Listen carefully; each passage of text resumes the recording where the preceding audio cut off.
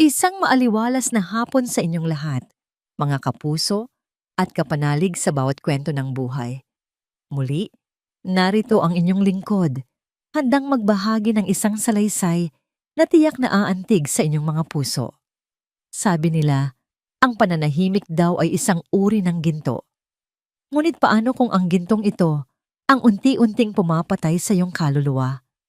Hanggang saan ang kayang tiisin ng isang babae sa ngalan ng pag-ibig at kapayapaan? Ating pakinggan ang kwento ni Hiraya, isang pusong susubukin ng tadhana na pumili sa pagitan ng pagpaparaya at pagtindig para sa sariling karangalan.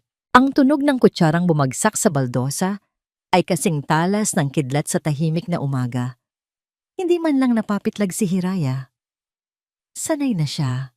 Sa loob ng 5 taon niyang pagsasama nila ni Lino, naging bahagi na ng kanyang sistema ang pag-antabay sa mga biglaang ingay, sa mga buntong hininga, sa mga salitang hindi man sinasabi ay tumataraki naman sa kanyang dibdib.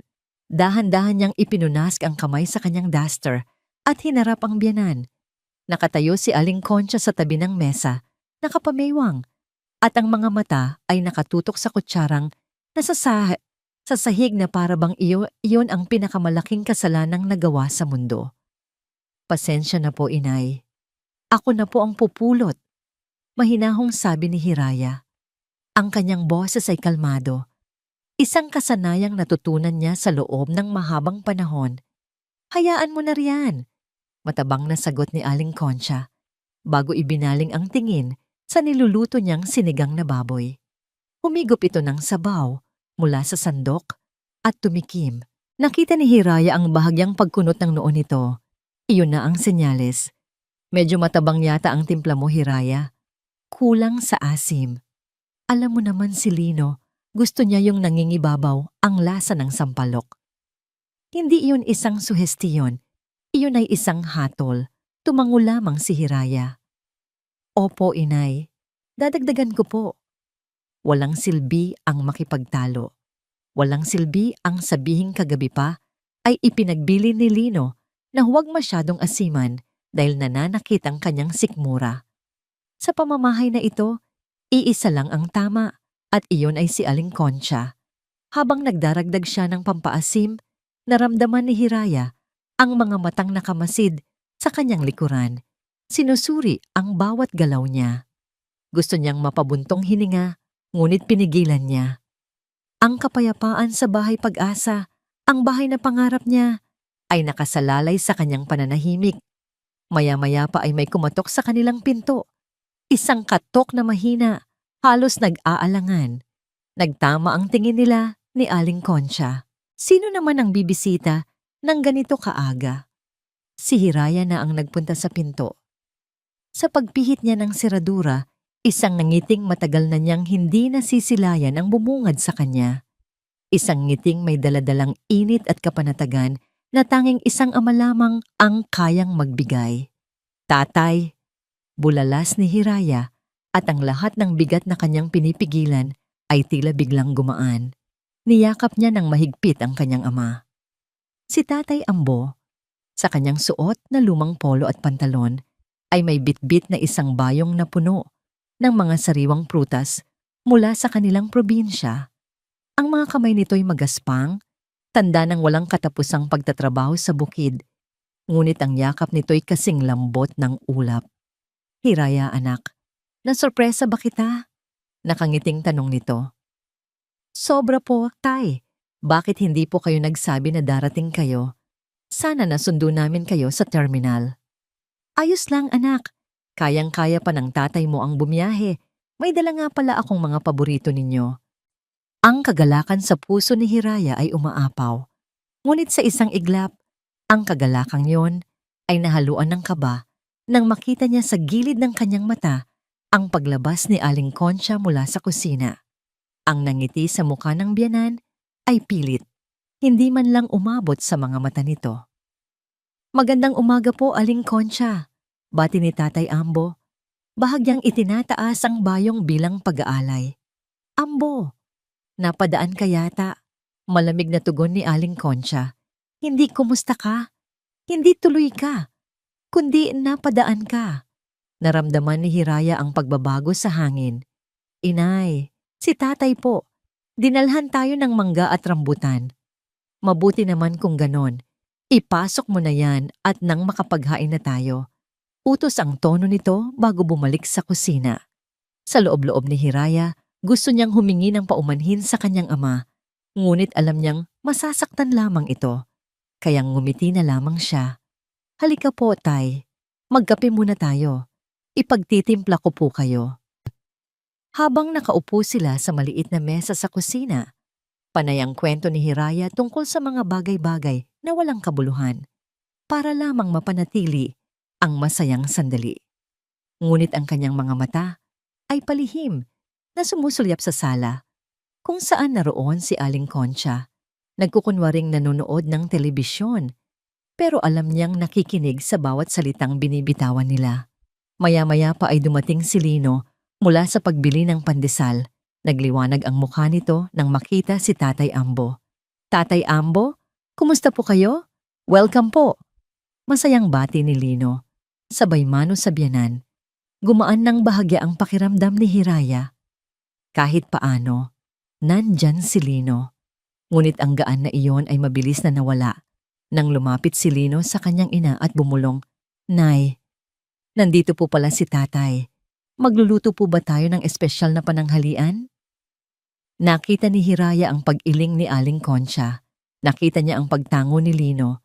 At pagkatapos, lumapit ito sa kanila na may alanganing ngiti. Tay, pasensya na po kayo. Magtatrabaho po kasi ako mamaya. Baka hindi na po tayo magkasabay-sabay. Sabi ni Lino, umiiwas ng tingin. Alam ni Hiraya na nagsisinungaling ang asawa niya. Linggo ngayon. Walang pasok si Lino.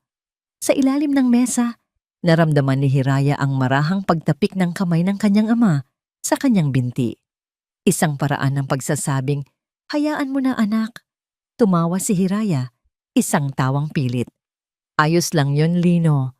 Ang mahalaga, nagkita kayo ni tatay.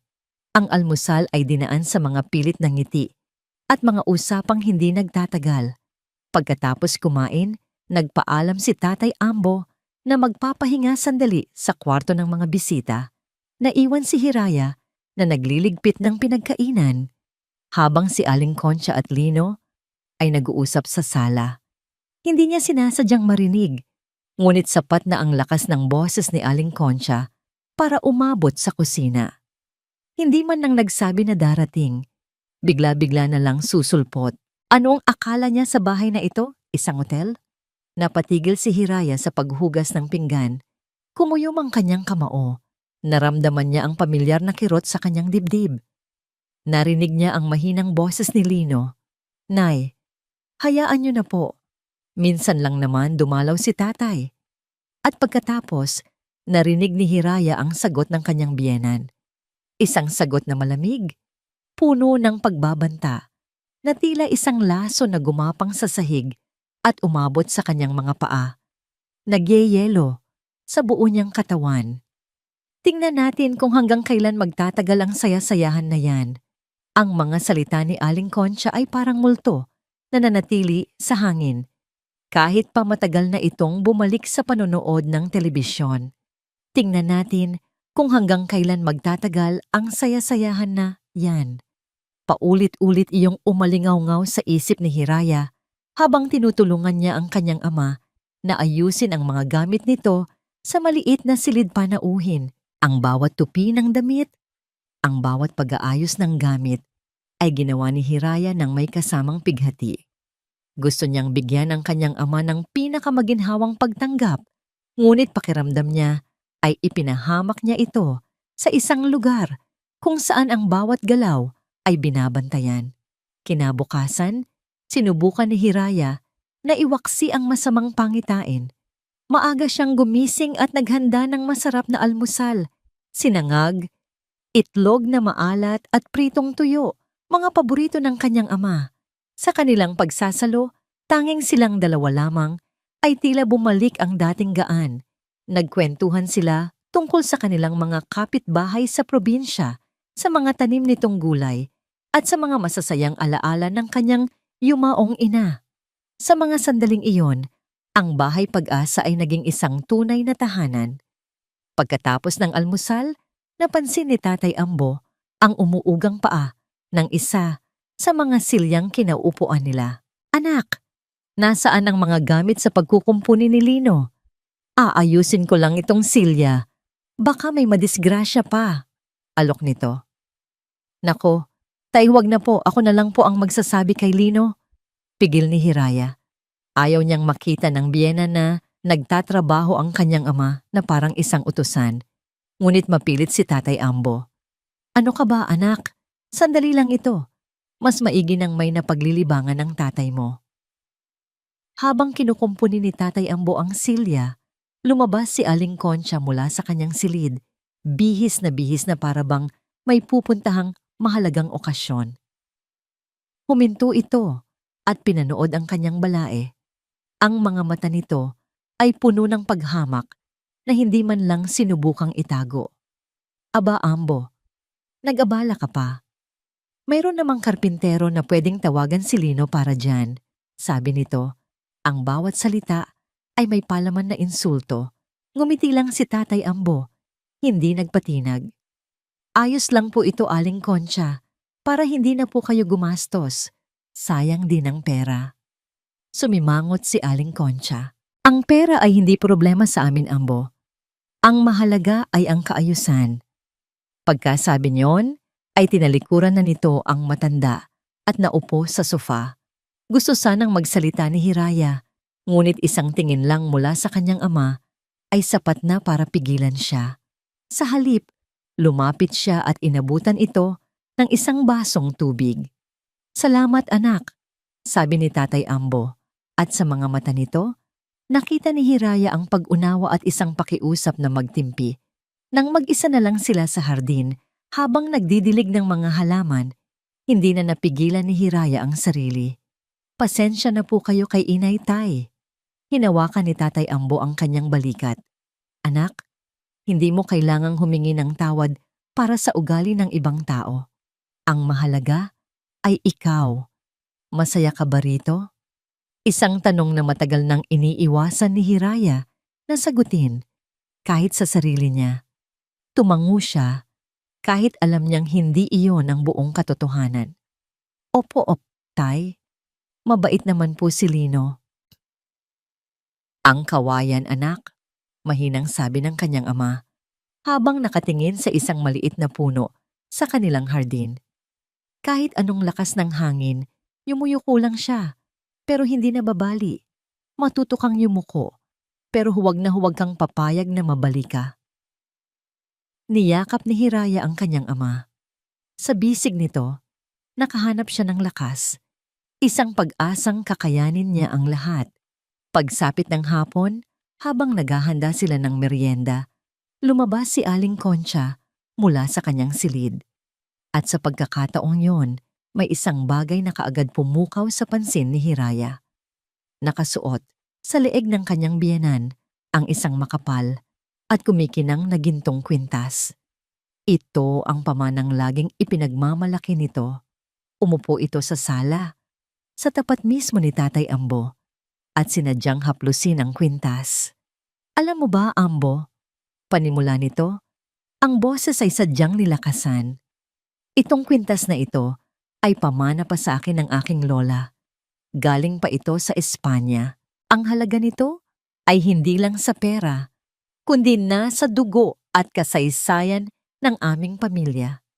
Naramdaman ni Hiraya ang pag-init ng kanyang mga mata. Mabilis siyang tumalikod, nagkunwaring may inaabot sa lababo. Alam niya kung saan patungo ang usapang ito. Ibibigay ko lang ito sa magiging asawa ng aking apo, patuloy ni Aling Concha, o kaya sa isang manugang na tunay na karapat-dapat.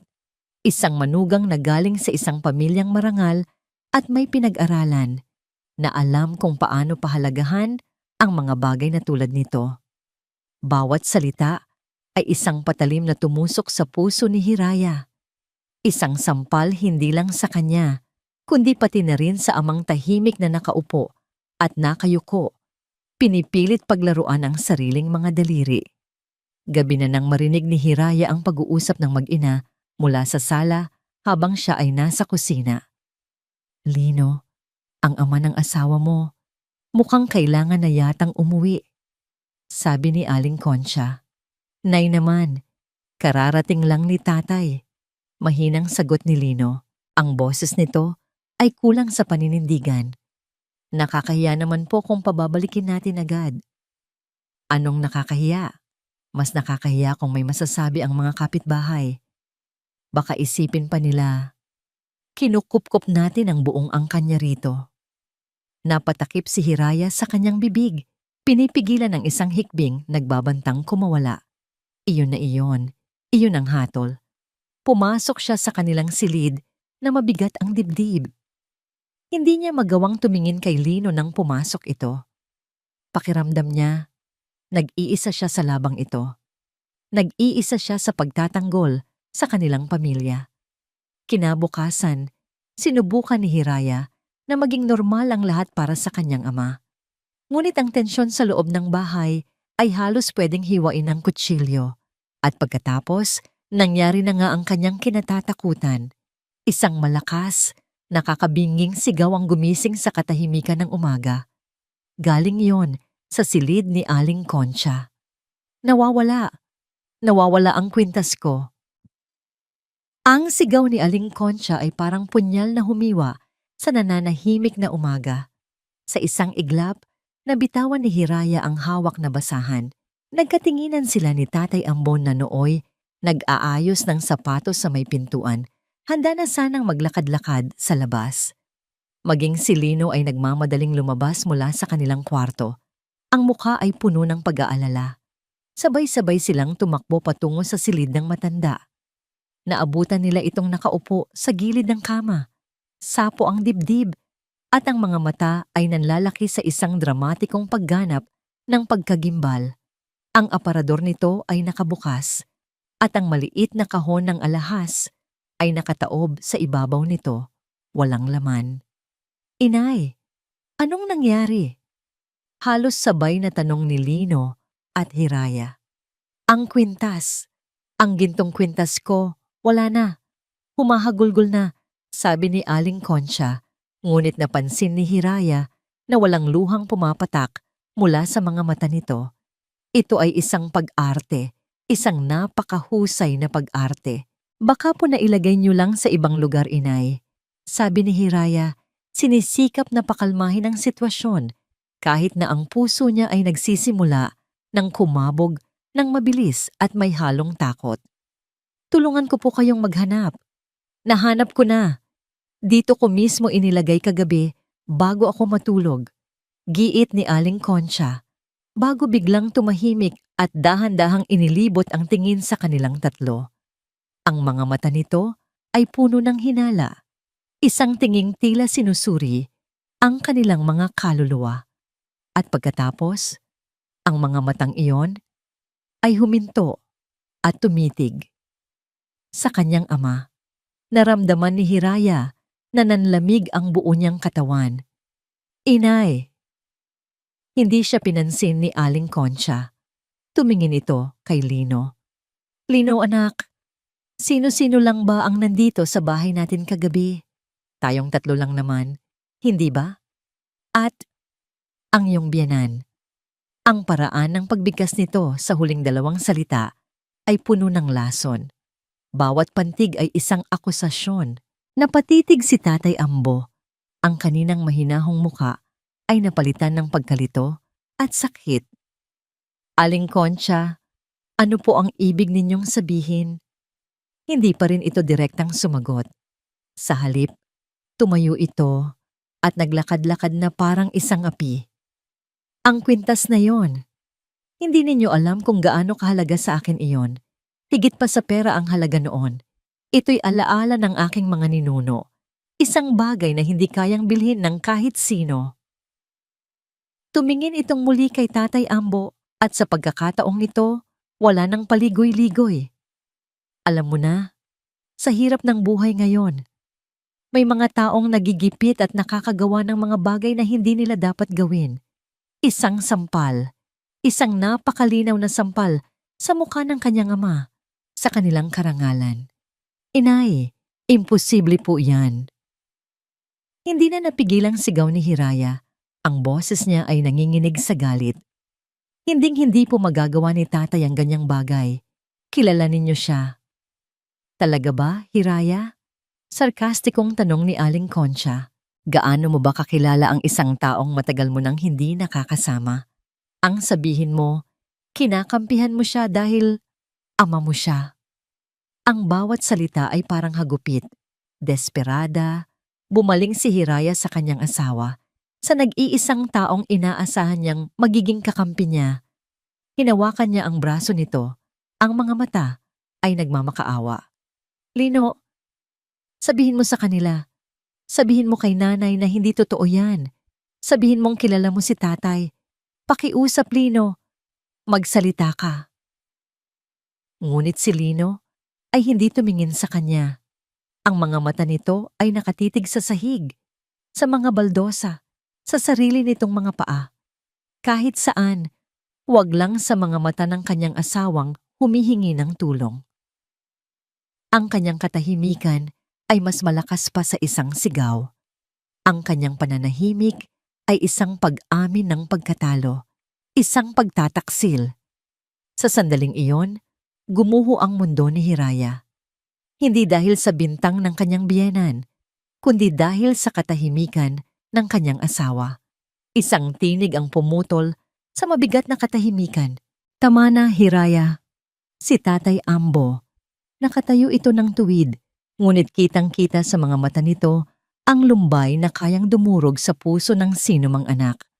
Wala nang bakas ng pagkalito, tanging isang malalim na pagtanggap sa isang mapait na katotohanan. Dahan-dahan itong tumalikod at naglakad, pabalik sa silid panauhin.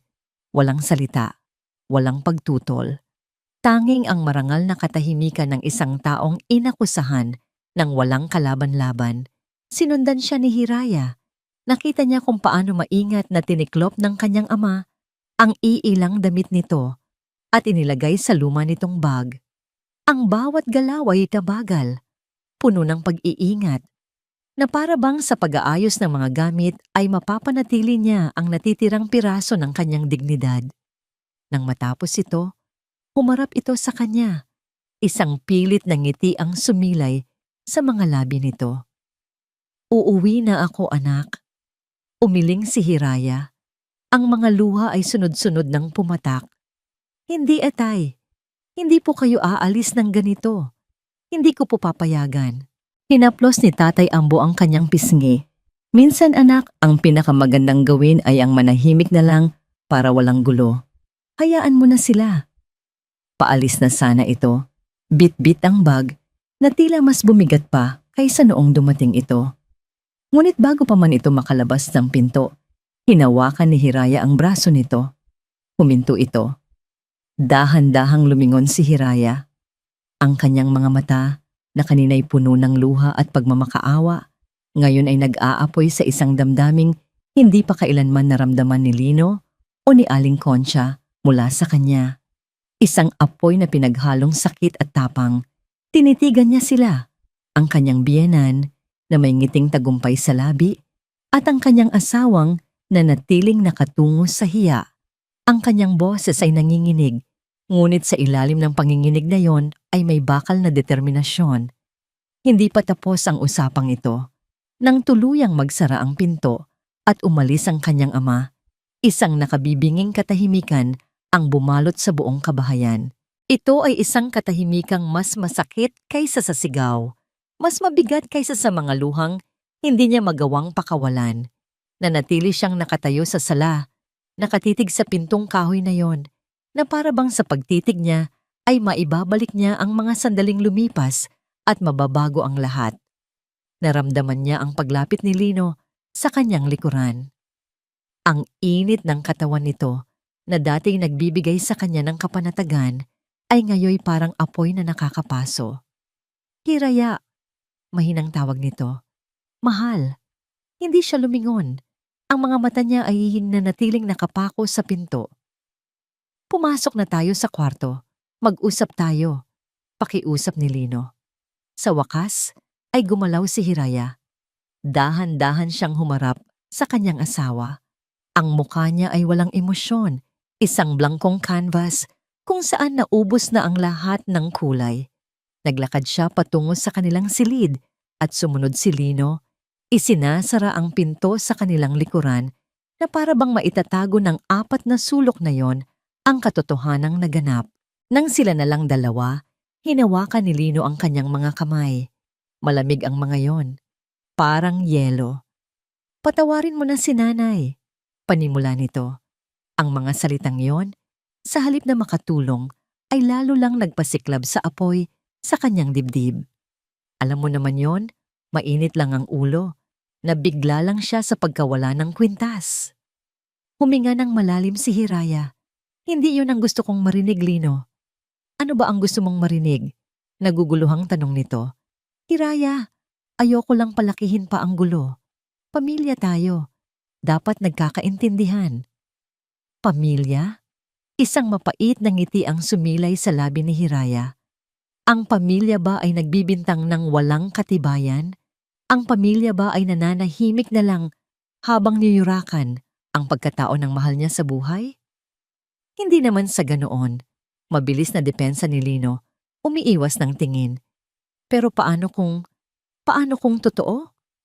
Ang mga salitang iyon ay tumama kay Hiraya na parang isang malakas na sampal. Mas masakit pa sa bintang ni Aling Concha. Galing ito sa kanyang asawa, sa lalaking nangako sa harap ng Diyos na ipagtatanggol siya. Wala kang tiwala sa akin. Sabi ni Hiraya, hindi isang tanong, kundi isang katotohanan. Wala kang tiwala sa pamilyang pinanggalingan ko. May tiwala ako sa iyo, Hiraya. Pero si nanay ko siya. Mahirap kalabanin. Sa sandaling iyon, tinitigan ni Hiraya ang lalaking nasa harapan niya. Hindi na niya ito kilala. Ang Lino na minahal niya, ang mabait, malambing at mapag-alalang Lino ay naglaho. Ang kaharap niya ngayon ay isang estranghero, isang duwag na nagtatago sa likod ng palda ng kanyang ina.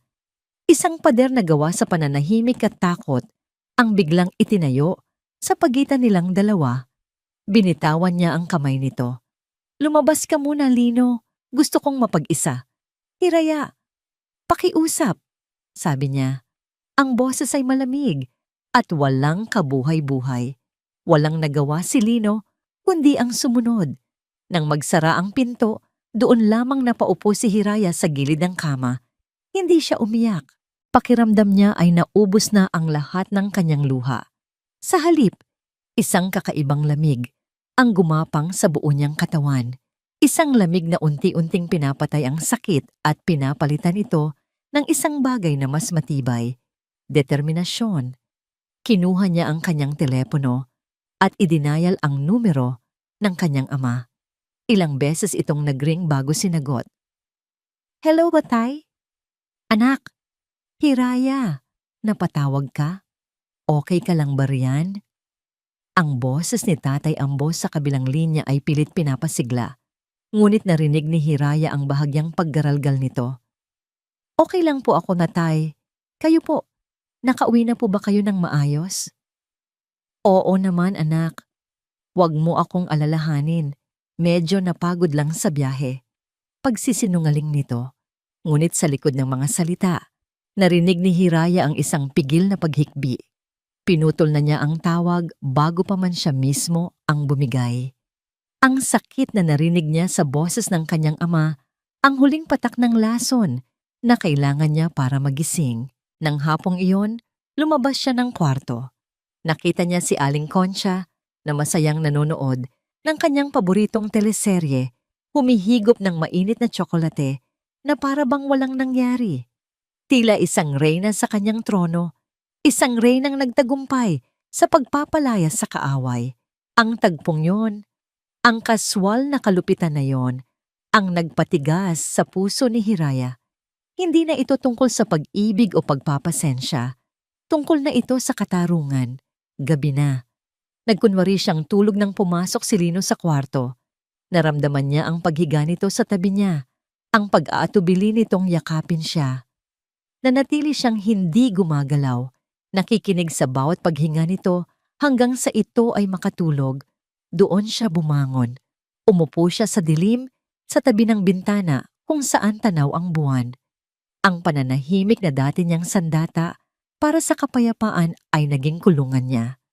Ngayon, natutunan niya ang leksyon sa pinakamasakit na paraan. Kung gusto niyang mabawi ang dignidad na ninakaw sa kanila, kailangan niyang lumaban, hindi sa paraang madugo, kundi sa paraang matalino. Kinabukasan, ibang Hiraya ang gumising. Kumikilos pa rin siya tulad ng dati. Nagluto, naglinis, nagsilbi. Ngunit may nagbago. Ang kanyang mga mata ay hindi na mapagkumbaba. Ang mga yon ay mapanuri na, nagmamasid, naghihintay. Habang nagwawalis siya sa sala, napansin niya si Aling Concha na may kausap sa telepono sa may hardin.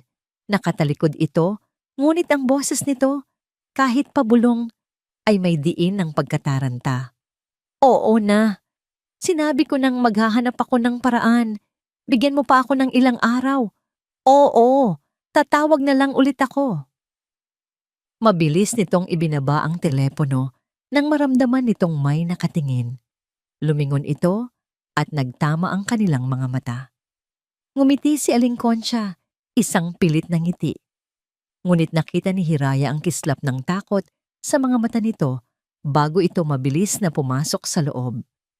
Napatigil si Hiraya sa pagwawalis. Kumunot ang kanyang noo. Hindi iyon boses ng isang taong nanakawan.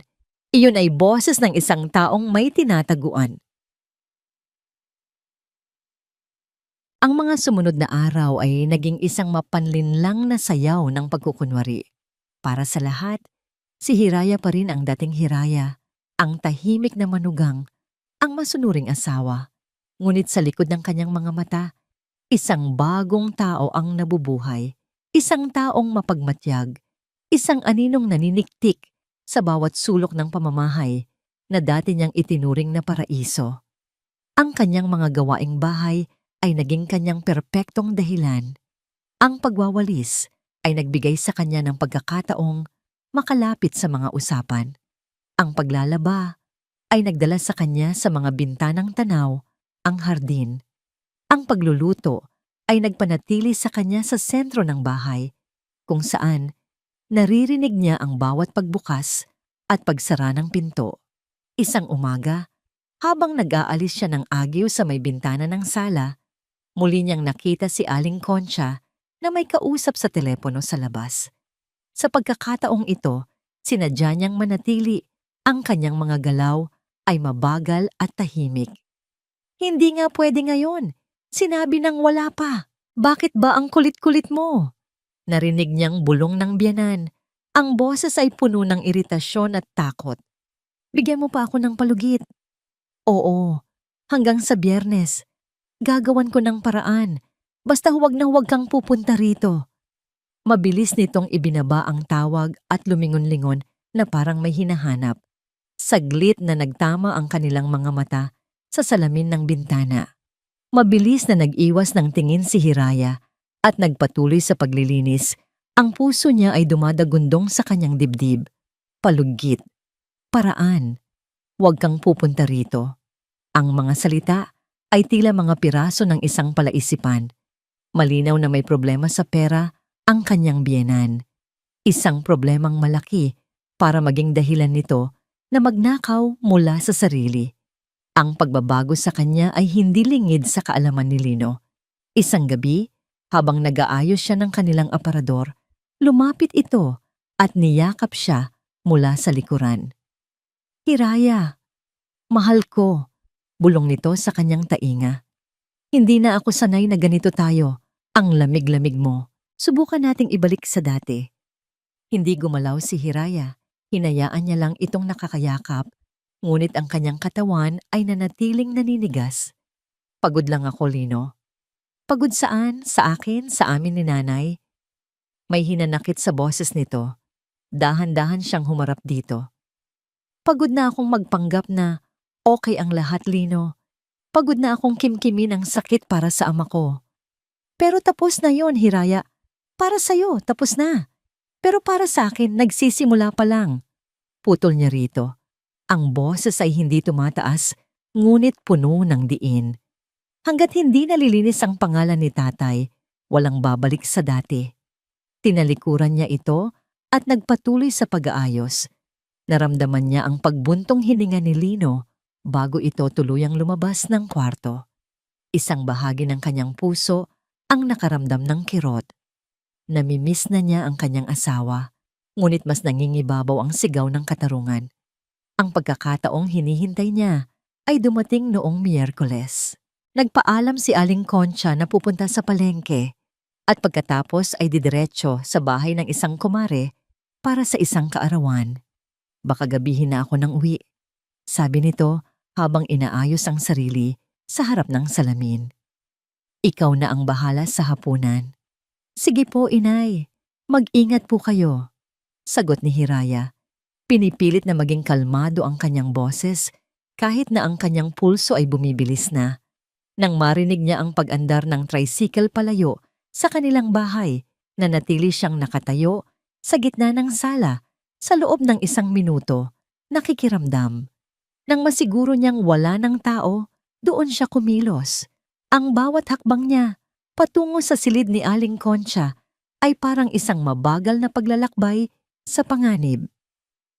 Ang pihit niya sa seradura ay lumikha ng isang tunog na para sa kanya ay nakabibingi. Pagpasok niya, sinalubong siya ng amoy ng lumang pabango at naphthalene balls. Ang silid ay malinis at maayos. Isang perpektong pagkukunwari ng isang perpektong buhay. Saan siya magsisimula? Ang kanyang mga mata ay mabilis na ginalugad ang paligid. Ang ilalim ng kama, masyadong halata. Sa mga drawer, posible. Ngunit ang kanyang kutob ay nagturo sa kanya sa malaking aparador na gawa sa narra.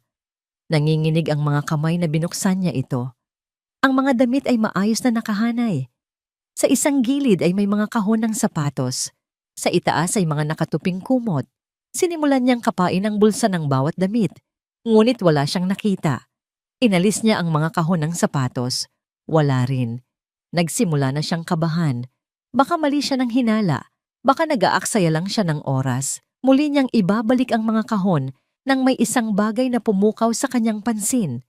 Sa ilalim ng pinakahuling hilera ng mga damit, sa pinakasulok ng aparador, may isang bahagyang nakaangat ang sapin. Dahan-dahan niya itong itinaas. At doon, nakita niya ito.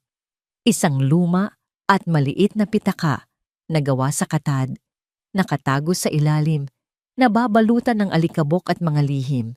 Kinuha niya ito. Ang kanyang puso ay halos lumabas na sa kanyang dibdib. Ito na. Ang sagot sa lahat ng kanyang mga tanong ay maaaring nasa loob ng munting bagay na ito. Umupo siya sa sahig, isinandal ang likod sa aparador. Huminga siya ng malalim para pakalmahin ang sarili. Dahan-dahan, nanginginig ang mga daliring sinubukan niyang buksan ang sira ng butones nito. Nang sa wakas ay bumukas ito, akmang dudukutin na niya ang laman sa loob nang biglang isang pamilyar na tunog ang pumunit sa katahimikan. Ang kalawangin at maingay na tunog ng kanilang gate sa labas na binubuksan. Nanigas si Hiraya sa kanyang kinauupuan. Ang pitaka ay halos mabitawan niya. Imposible. Paanong si Aling Concha? Umuwi ito ng maaga. Ang tunog ng pagbukas ng gate ay parang putok ng baril sa tainga ni Hiraya. Sa isang iglap, ang kanyang dugo ay tila naging yelo. Ang kanyang paghinga ay biglang naging mababaw at mabilis. Nahuli siya. Iyon ang tanging salitang paulit-ulit na tumatakbo sa kanyang isipan. Sa 1 kilos na dala ng purong sindak, hindi na niya inisip kung ano ang laman ng pitaka. Mabilis niyang dinukot ang anumang papel na nasa loob nito, isiniksik sa bulsa ng kanyang duster, at ibinalik ang walang lamang pitaka sa pinagtaguan nito. Mabilis. Ngunit may sapat na pag-iingat na ibinalik niya ang sapin ng aparador, ang mga kahon ng sapatos at isinara ang pinto nito. Ang lahat ng ito ay nangyari sa loob lamang ng ilang segundo na para sa kanya ay isang walang hanggan. Kasabay ng pag-click ng siradura ng aparador ay ang pagbukas ng pinto sa sala. Narinig niya ang boses ni Aling Concha. "Hiraya, nariyan ka ba?" Kailangan niyang makalabas. Kailangan niyang makalabas ngayon. Ngunit saan siya pupunta? Kung lalabas siya sa pinto, magtatagpo sila. Ang tanging daan ay ang banyo na konektado sa silid. Gumapang siya palayo sa aparador at walang ingay na pumasok sa banyo. Isinara niya ang pinto ng dahan-dahan, pinipigilan ang sariling hininga. Nagdarasal na sana'y hindi nito mapansin ang bahagyang paggalaw. Narinig niya ang mga yabag ni Aling Concha na pumapasok sa silid. Narinig niya ang pagbukas ng drawer, ang pag-aayos nito ng ilang gamit. Tila walang napansin. "Hiraya!" Mas malakas na tawag nito ngayon. May bahid na ng inis. Ito na ang kanyang pagkakataon. Huminga siya ng malalim, binuksan ang gripo sa lababo, at pagkatapos ay lumabas ng banyo na para bang doon talaga siya galing. "Inay, nandito po ako," sabi niya. Sinisikap na gawing normal ang kanyang boses. "Hindi ko po kayo narinig agad. Pasensya na po." Tiningnan siya ni Aling Concha mula ulo hanggang paa. May pagdududa sa mga mata nito. "Bakit ang putla mo? May sakit ka ba?" "Wala po, inay. Medyo nahilo lang po siguro. Uminom na po ako ng tubig." Tinitigan pa siya nito ng ilang segundo bago tuluyang tumango. "O siya, sige. Maghanda ka na ng makakain. Bigla akong ginutom sa biyahe. Akala ko ba'y gagabihin ako. Pero kinansela pala ng kumari ko ang selebrasyon. Binalikan ko na lang yung mga pinamili ko sa palengke." "Opo, inay. Ipaghahanda ko na po kayo," sagot ni Hiraya. Bago mabilis na lumabas ng silid, pakiramdam niya ay 1,000 karayom ang nakatusok sa kanyang likuran. Hindi na siya nag-aksaya ng panahon. Habang nagkukunwaring abala sa kusina, nagmamadali siyang tumakbo papasok sa sarili nilang kwarto.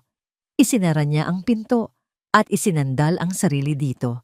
Hinahabol ang kanyang hininga. Pagkatapos ng ilang sandali, nanginginig ang mga kamay na kinuha niya mula sa kanyang bulsa ang itiniklop na papel.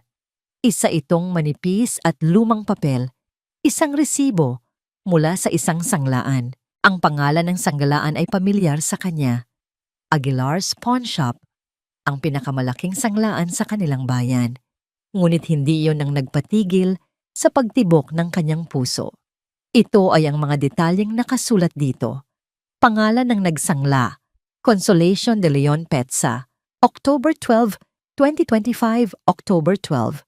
2 araw bago pa man dumating si Tatay Ambo sa kanilang bahay.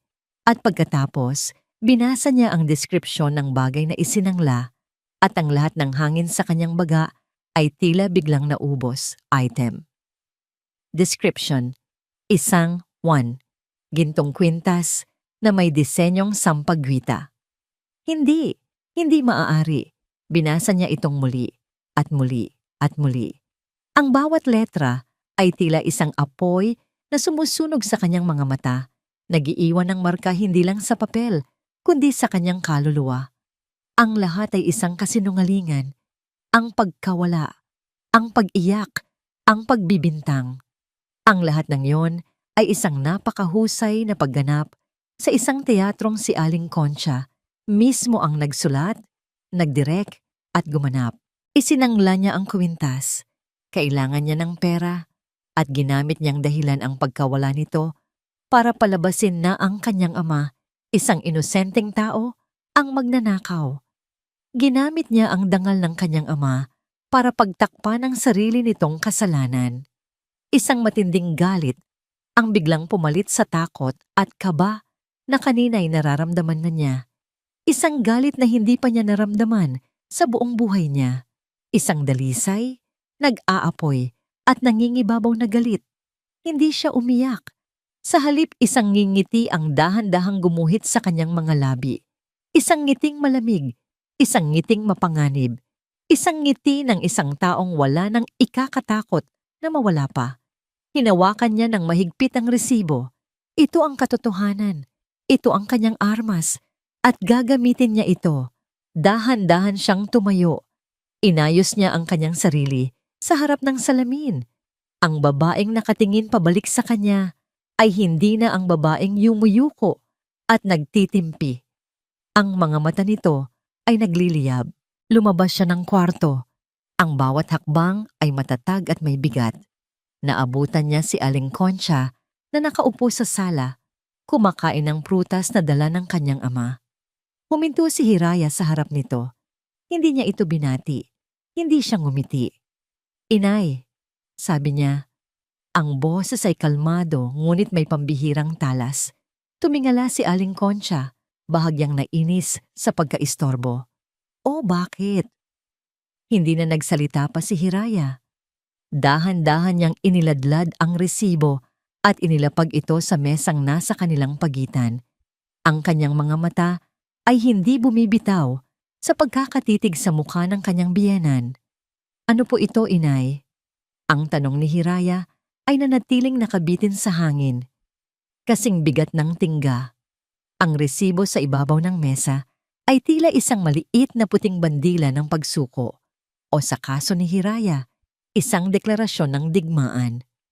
Sa unang segundo, nakita ni Hiraya ang hindi maitatagong pagkagulat sa mga mata ni Aling Concha. Ang bibig nito ay bahagyang bumuka at ang kulay sa mukha nito ay tila biglang hinigop ng lupa. Isang panandali ang pag-amin ng pagkatalo, ngunit iyon ay isang segundo lamang. Si Aling Concha, sa loob ng maraming taon ng pagsasanay sa sining ng manipulasyon, ay mabilis na nakabawi. Ang pagkagulat sa mukha nito ay napalitan. Hindi ng takot, hindi ng hiya, kundi ng isang bagay na mas mapanganib. Ang pagkukunwari ng isang nasaktang ina. Ang mga mata nito ay biglang nanubig. Ang labi nito ay nanginig. Dahan-dahan itong kinuha ang resibo, tinitigan ito na para bang isa itong sulat ng pagtataksil mula sa pinakamamahal niyang anak. "Saan mo ito nakuha, Hiraya?" tanong nito. Ang boses ay basag at puno ng hinanakit. "Pinakialaman mo ang mga gamit ko." Hindi sumagot si Hiraya.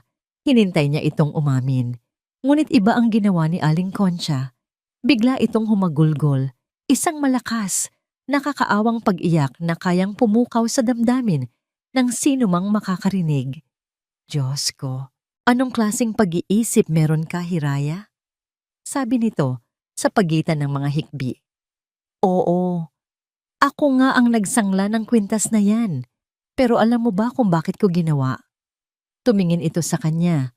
Ang mga mata ay puno ng luha at akusasyon. "Ginawa ko yan para sa pamilyang ito. Ginawa ko yan para sa inyo ni Lino. May mga biglaang gastusin tayo, Hiraya. May mga bayarin na hindi mo alam dahil ayokong ipag-alala ka pa. Isinakripisyo ko ang pinakamahalaga kong pag-aari para lang maitawid tayo, pero ito ang igaganti mo sa akin?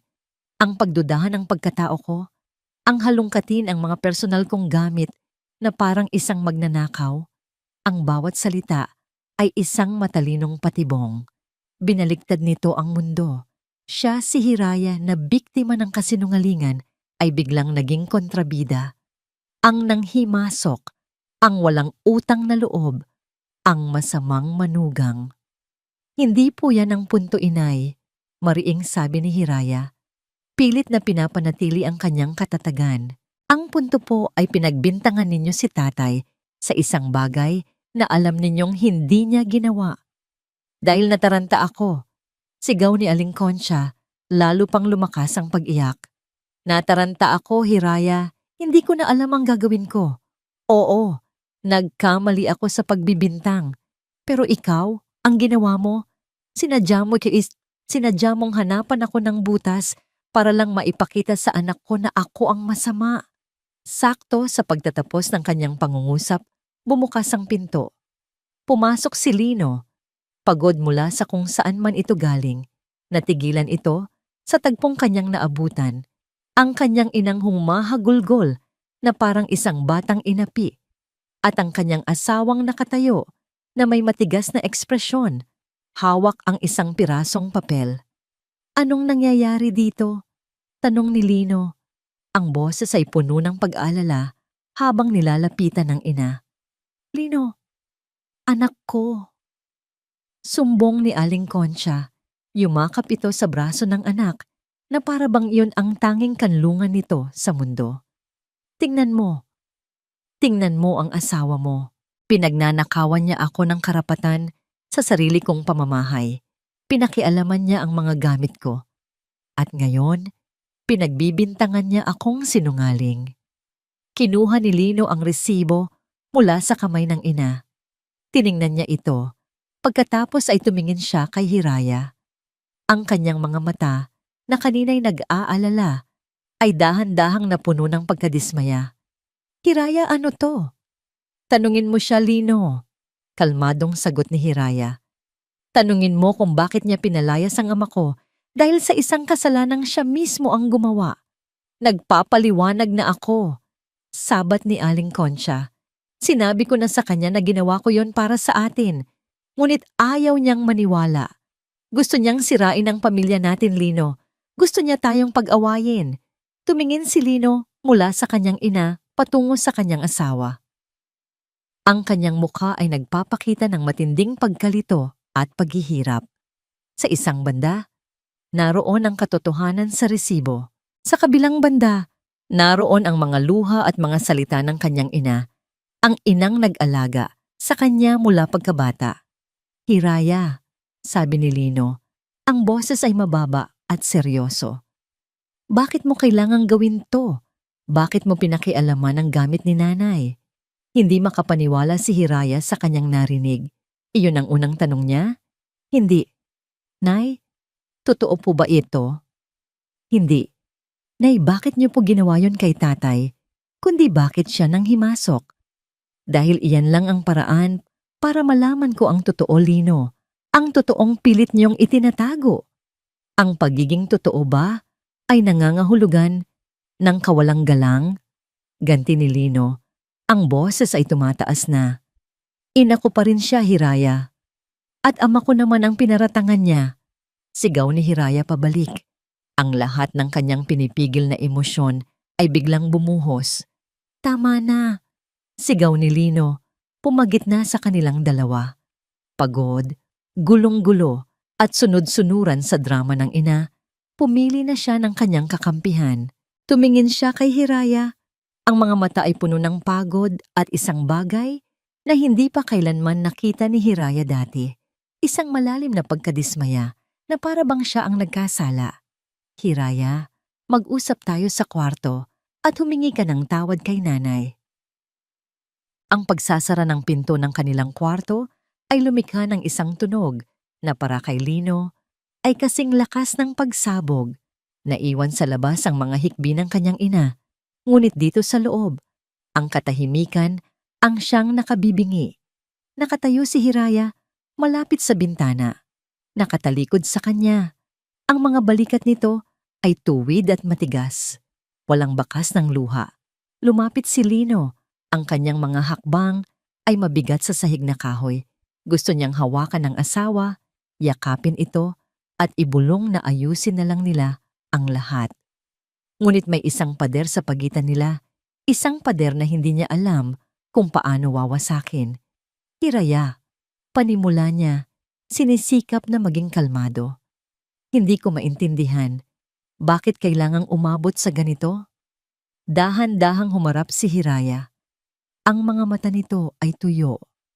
Ngunit sa ilalim ng kawalan ng luha ay isang malalim na karagatan ng sakit at pagkabigo. Iyon din ang tanong ko sa iyo, Lino. Sagot nito, ang boses ay walang emosyon. Bakit kailangang umabot sa ganito? Pinapalaki mo lang ang sitwasyon. Sabi niya, isang depensang alam niyang mahina. Oo, nagkamali si nanay. Inamin na niya. Nagsinungaling siya dahil nagipit siya. Pero pamilya pa rin tayo. Hindi ba natin siya pwedeng patawarin? Sa bawat salitang binibitawan ni Lino, Lalong tumitigas ang ekspresyon ni Hiraya. Tinitigan siya nito na para bang sinusuri ang bawat piraso ng kanyang kaluluwa. Hindi ito tungkol sa pagsisinungaling lang, Lino. Ito ay tungkol sa pagyurak sa dangal ng ama ko. Tungkol sa paggamit sa kanya bilang panakip butas sa kasalanan ng ina mo. At higit sa lahat, huminto ito saglit. Ang mga mata ay direktang nakatitig sa kanya. Ito ay tungkol sa pananahimik mo habang ginagawa niya ang lahat ng iyon. Naramdaman ni Lino ang kirot sa mga salitang iyon. Totoo. Alam niyang totoo. Ngunit ang pag-amin ay nangangahulugan ng pagsuway sa kanyang ina, isang bagay na hindi pa niya nagawa sa buong buhay niya. Ang takot na yon ay mas malakas kaysa sa pag-ibig niya para sa katotohanan. Ano ang gusto mong gawin ko, Hiraya? Desperadong tanong niya. Itakwil ko ang sarili kong ina. Palayasin ko siya. Mag-away-away tayo hanggang sa tuluyang masira ang pamilyang ito. Ang hinihiling ko lang, Lino, ay ang panindigan mo kung ano ang tama. Ang tama? Napasabunot si Lino sa sariling buhok. Gulong-gulo ang isip niya. Ang mga salita ng kanyang ina ay umuulit-ulit sa kanyang utak. Gusto niyang sirain ang pamilya natin. Gusto niya tayong pag-awayin. Ang tama ay ang ayusin ang gulong ito, Hiraya. Ang tama ay ang magpakumbaba para sa kapayapaan nating lahat. Kahit na ang kapalit ng kapayapaan na yon ay ang dignidad namin ng pamilya ko. Natahimik si Lino. Wala siyang maisagot. Nakita ni Hiraya ang pag-aatubili sa kanyang mga mata. At sa sandaling iyon, isang bagay ang namatay sa pagitan nila. Ang huling sinag ng pag-asa sa puso ni Hiraya ay tuluyan ng namatay. Alam ko na. Mahinang sabi nito na para bang mas kausap ang sarili. Alam ko na kung saan ako lulugar. Ang pagbabagong yon sa tono ni Hiraya ang nagpabalik kay Lino sa katinoan. Natakot siya. Natakot siyang mawala ito. Hiraya, pakiusap. Pagmamakaawa niya. Huwag ganito. Mahal kita. Kung mahal mo ako, Lino, bakit hindi mo ako kayang ipaglaban? Ang tanong na yon ang sumira sa lahat ng natitirang depensa ni Lino. Sa halip na sagutin ito ng may tapang, pinili niya ang landas ng kaduwagan. Pinili niya ang utos ng kanyang ina. Huminga siya ng malalim. Inipon ang lahat ng natitirang lakas. Ito na ang kanyang huling baraha. Ang kanyang ultimatum. Kung gusto mong maayos pa ito, sabi niya, ang boses ay naging matigas, isang desperadong pagtatangka na bawiin ang kontrol. May isang paraan lang, kalimutan na natin ang lahat ng ito. Ang resibo, ang bintang, ang lahat-lahat. At pagkatapos, lalabas ka at hihingi ka ng tawad kay nanay. Hindi dahil sa totoo ang bintang niya, kundi dahil sa kawalang galang na ipinakita mo sa kanya. Hinintay niya ang reaksyon nito. Inaasahan niyang iiyak ito, magagalit, o makikiusap. Ngunit wala sa mga yon ang ginawa ni Hiraya. Nanatili itong tahimik, tinititigan siya ng malalim.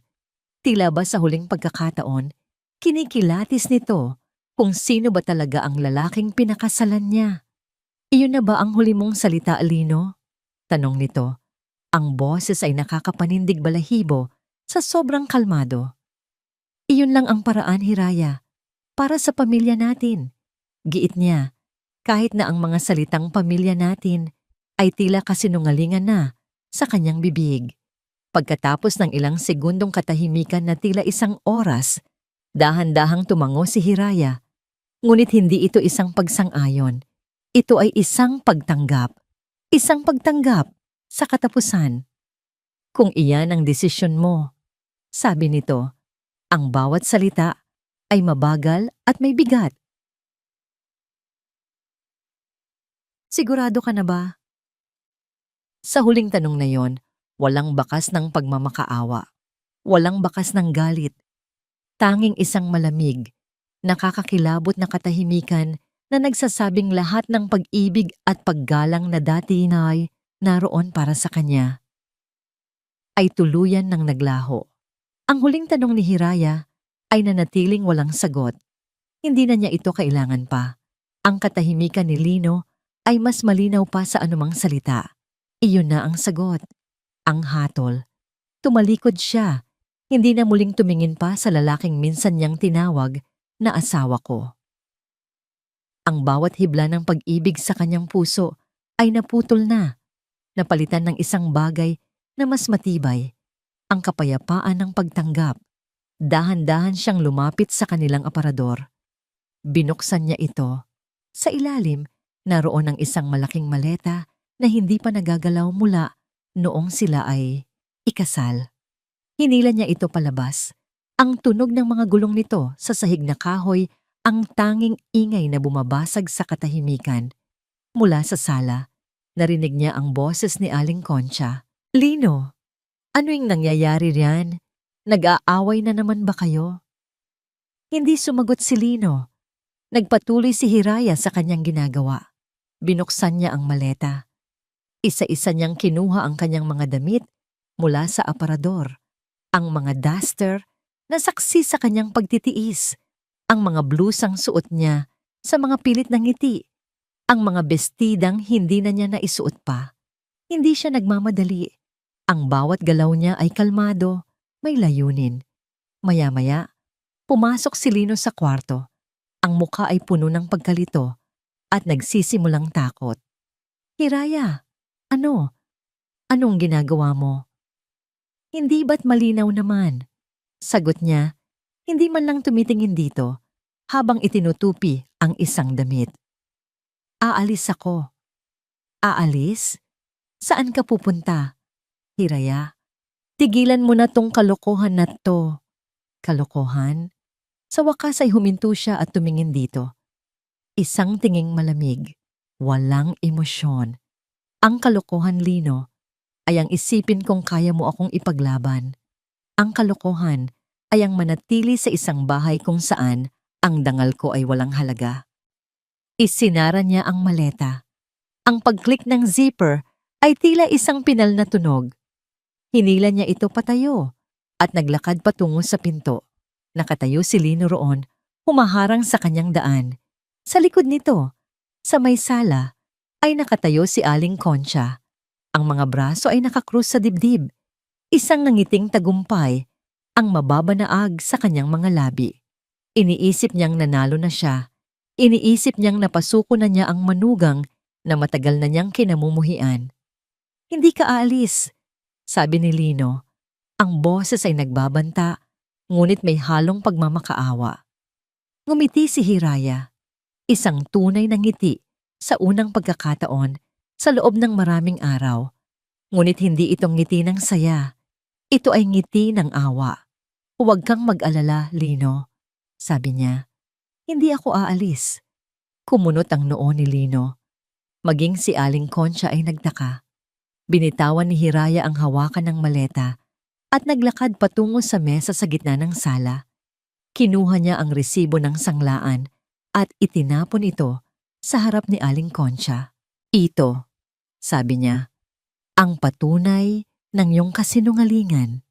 Pagkatapos, mula sa isang maliit na sobre na kanina pa pala niya hawak-hawak, kinuha niya ang isang makapal at nakatuping dokumento. Dahan-dahan, na parang isang ritual, binuklat niya ito sa ibabaw ng mesa para makita nilang dalawa. Isang titulo ng lupa, isang opisyal na dokumento mula sa Register of Deeds, at sa ilalim ng pangalan ng nagmamay-ari, nakasulat sa malalaki at malinaw na letra, Hiraya G. Santos, na patitig si Lino sa papel. Paulit-ulit niyang binasa ang pangalan, hindi makapaniwala sa kanyang nakikita. Nanlaki ang mga mata ni Aling Concha. Ang kulay sa kanyang mukha ay biglang nawala. Anong ibig sabihin nito? Nanginginig na tanong ni Lino. Ang ibig sabihin niyan, Lino, paliwanag ni Hiraya, ang boses niya ay buo at puno ng kapangyarihan na ngayon lang niya natuklasan sa sarili. Ay ang bahay na ito, ang lupang kinatatayuan ninyo, ang bawat pako at baldosa sa sahig na inaapakan ninyo ay pag-aari ko. Natulala ang mag-ina. Bago namatay ang mga magulang ko, Patuloy ni Hiraya. Lihim nilang inilipat ang titulo ng bahay na ito sa pangalan ko bilang kanilang kaisa-isang anak. Ito ang kanilang wedding gift sa akin. Hindi ko ito sinabi sa inyo dahil umaasa ako. Umaasa akong balang araw, ituturing ninyo akong tunay na pamilya. Hindi dahil sa kung anong meron ako, kundi dahil sa kung sino ako. Ngunit nagkamali ako. Tumingin siya kay Aling Concha na ngayon ay hindi na makapagsalita. Ang kaninang pagmamataas ay napalitan ng purong takot. Pinagbintangan ninyo ang ama ko na magnanakaw sa sarili kong pamamahay. Pinahiya ninyo siya sa lupang pag-aari ng kanyang anak. Pagkatapos, ibinaling niya ang tingin kay Lino, ang lalaking kanyang minahal at pinagkatiwalaan. Ang sakit ay naroon pa rin, ngunit natabunan na ito ng katatagan. At ikaw, Lino, hinayaan mo silang gawin yon. Pinili mo ang iyong ina kaysa sa iyong asawa. Pinili mo ang kasinungalingan kaysa sa katotohanan. Huminga siya ng malalim. Inipon ang lahat ng lakas na natitira sa kanya para sa huling mga salita. Ang mga salitang magpapalaya sa kanya. Tumingin siya sa kanilang dalawa. Ang mag-inang ngayon ay parang mga basang sisiw na walang masilungan. Ang reyna ay nawalan ng korona.